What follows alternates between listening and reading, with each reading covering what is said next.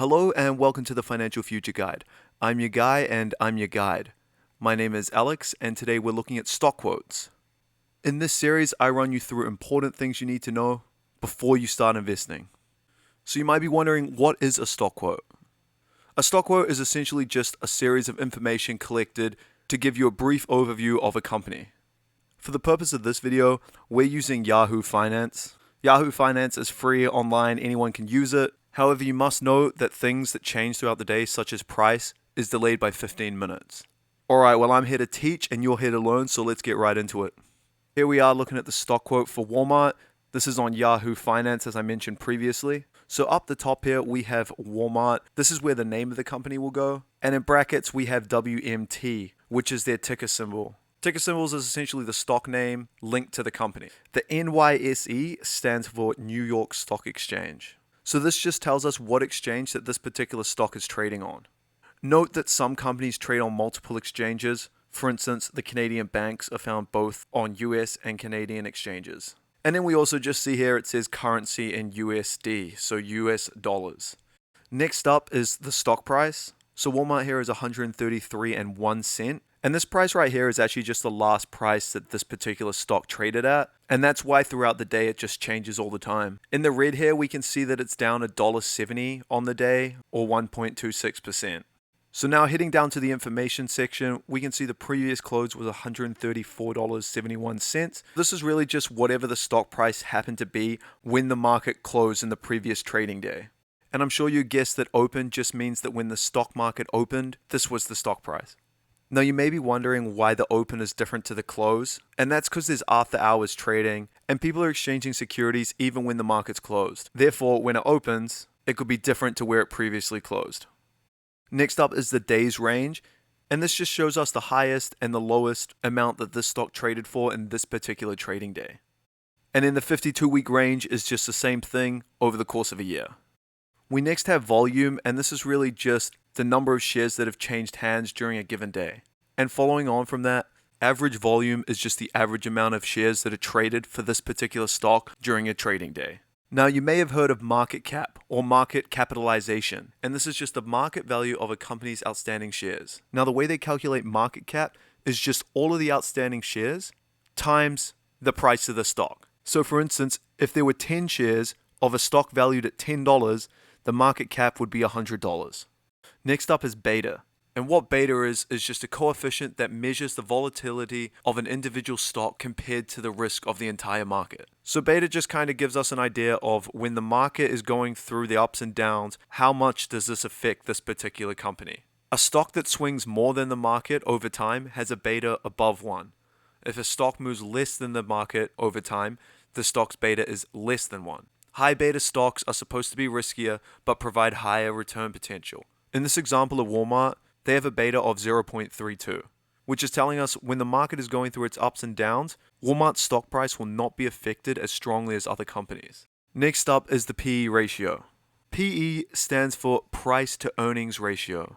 This metric is used by investors and analysts to determine the relative value of a company's shares. So you'll notice here it says TTM, which stands for trailing 12 months. And that just means they're using data from the last 12 months to calculate this PE ratio. Now the PE ratio is very simple to calculate. You just get the share price, 133.01, and divide it by the earnings per share, which is 5.26. I'll explain how we get to earnings per share in just a second. The PE ratio shows what investors are willing to pay today for a stock based on its past or future earnings. A high PE could mean that a stock is priced high relative to the earnings and it could possibly be overvalued. So on the other side of that, a low PE could indicate that a current stock price is low relative to their earnings. Depending on the industry and company that you're looking at, the PE ratio could differ. For example, stocks in the tech industry tend to have much higher PEs as investors are looking towards the future of that company versus what they're currently doing.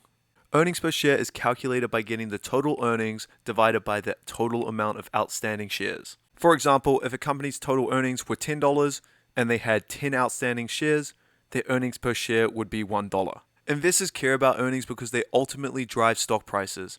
Strong earnings will often result in the stock price moving up, and vice versa. It's important to note that there are some things that can affect earnings per share calculations.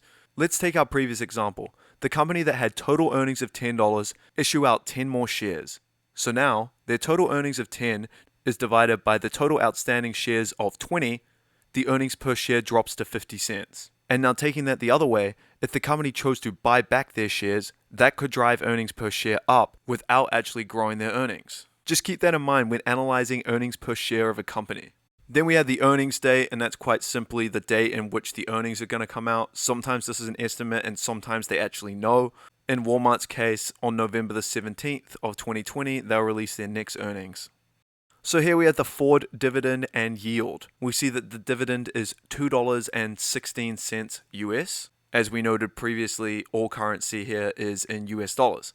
So what is a dividend yield? A dividend yield will fluctuate up and down all the time, depending on the stock price. And that's because a dividend yield is quite simply the dividend of $2.16 divided by the stock price of $133.01, giving Walmart a dividend yield of 1.6%. So although the dividend yield fluctuates all the time, in Walmart's case, they're going to pay you $2.16 every year. This is usually done in quarterly payments, so every 3 months or so, but some companies pay monthly. A lot of new investors tend to chase high dividend yields. The problem with this is just because a company has a high dividend yield doesn't necessarily mean the company's a good one. Make sure you do thorough research into the financials of the company to understand if that company is really going to be able to pay out that dividend, especially at a high yield. And next up is the ex-dividend date. This is kind of a roll call date, which means if you own the company the day prior to this day, so in this example, the 9th of December, you will be paid that quarter's dividend. So just note, if you purchase the stock on December the 10th, you will not receive the dividend for that particular quarter. You must be holding the company the day prior to the ex-dividend date. So finally here we have the 1-year target estimate. This is really a waste of information in my opinion because it doesn't really tell me anything except this is what analysts believe the stock price may be. The problem with this kind of information is it's an estimate, and one analyst might say 140.88, like in this case, and one analyst might say 120. I don't really like taking someone's opinion, especially over the course of 1 year, because you don't really know what's going to happen. Yeah, but anyway, I'm getting sidetracked. Waste of my time is what I'm saying. Waste of your time. Don't listen to analyst estimates. Make your own decisions based on your own research. So that's the key information, and then just a few other add-ons here. We just have a bunch of options for timelines to view the stock price chart, and this just shows you the stock price over a period of time. And from the stock quote, you can just click financials here, and you'll get the income statement, balance sheet, and cash flow sheet, which is always super important for you to be reading through when you're analyzing a company. My honest opinion is I would look elsewhere for these financial statements because Yahoo Finance tends to only show the last 4 years. I like to look at the last 10 years if possible. Alright, so that'll be all for today. If you found this video helpful, or even better, you learned something, drop your guy a like down below. Remember to like, comment, and subscribe to see videos similar to this one.